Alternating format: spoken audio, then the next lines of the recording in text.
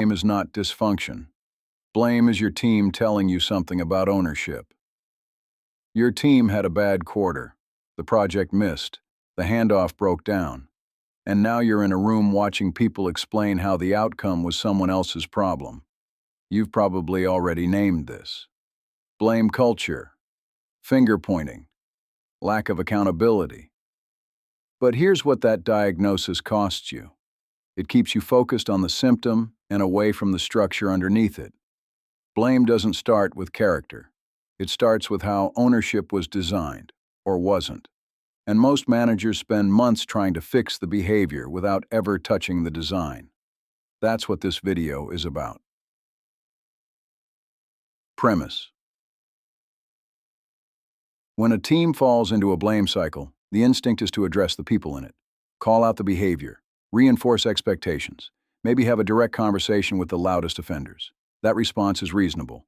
It's also almost always wrong. Reframe. Blame is information. When your team is pointing fingers, they are telling you, loudly, if you know how to listen, that the ownership structure is ambiguous. Not that they're weak, not that the culture is broken, that somewhere upstream it was never fully clear who was responsible for what outcome, and more importantly, who had the authority to do something about it when things went sideways. This is the thing most managers miss. Blame fills a vacuum. It is what people do when they have been assigned tasks, but not ownership. There's a difference. Tasks are deliverables. Ownership is accountability for the outcome and the latitude to affect it. When those two things aren't aligned, when someone is responsible for a result but doesn't have the standing to change the conditions producing it, blame becomes the only rational response. It's not a character flaw. It's a structural signal. The second-order problem is that when you treat blame as a culture problem, you respond with culture interventions, team norms, feedback sessions, values conversations. Those things have their place. But they don't fix a broken ownership structure. They just make people more polite, while the structure keeps producing the same outcomes. Move. Before your next debrief on a missed outcome, do one thing differently. Instead of asking who dropped the ball, map the ownership. For each part of the failure, ask, who was accountable for that result, and did they have the authority to act on it in real time? Not in theory, in practice. That mapping will tell you more than any conversation about behavior, and it will show you exactly where the design broke down before the people did. Premise. Most managers, once they recognize the ownership gap, try to fix it by adding clarity.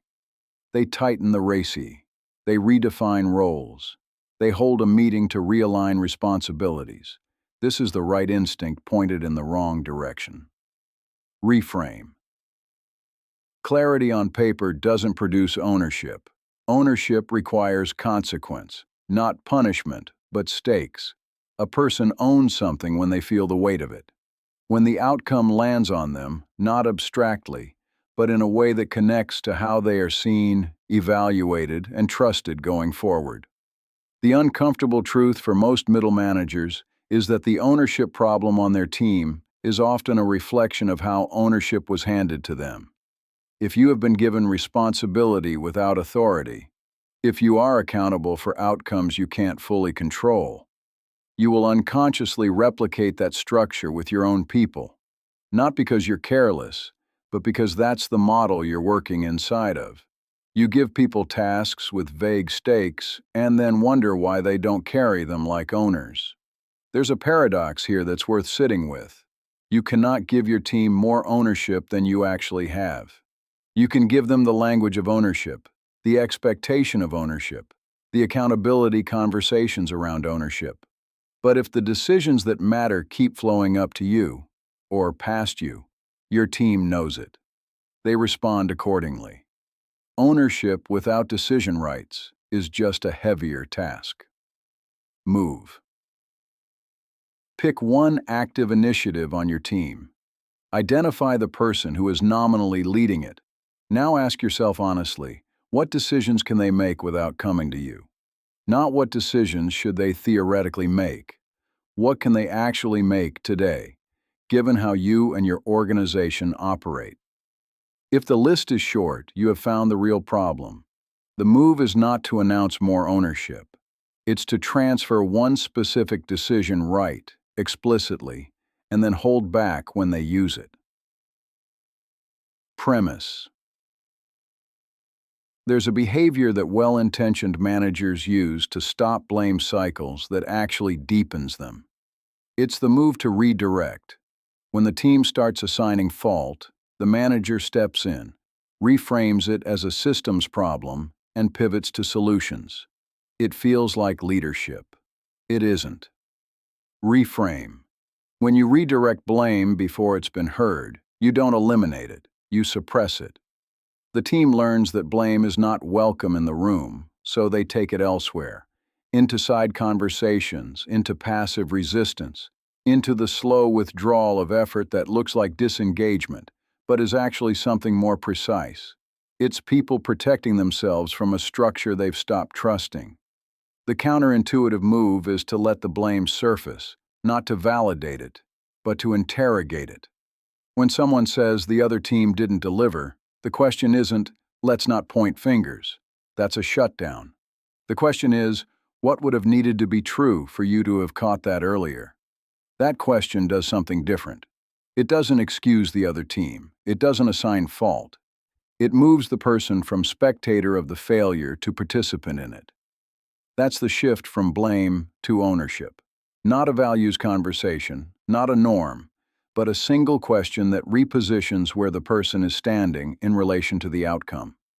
This is also where the manager's own posture matters most. If you are visibly uncomfortable with blame, if you move to resolve it too quickly, your team will read that discomfort as a signal. They'll conclude that the real rule is, don't surface problems that implicate other people, and they will go quiet. A quiet team is not a healthy team. It's a team that has learned what not to say. Move. The next time blame surfaces in a meeting, and it will, don't redirect it. Sit with it for one beat longer than feels comfortable. Then ask a question that moves the person from observer to actor. Not, whose fault was it? And not, let's focus on solutions. Something that closes the distance between them and the outcome. That single shift in your facilitation will do more for team ownership than any off-site or accountability framework you've run in the last year. Ownership is not a value you install, it's a condition you create, or fail to. Your team's blame cycle is a mirror.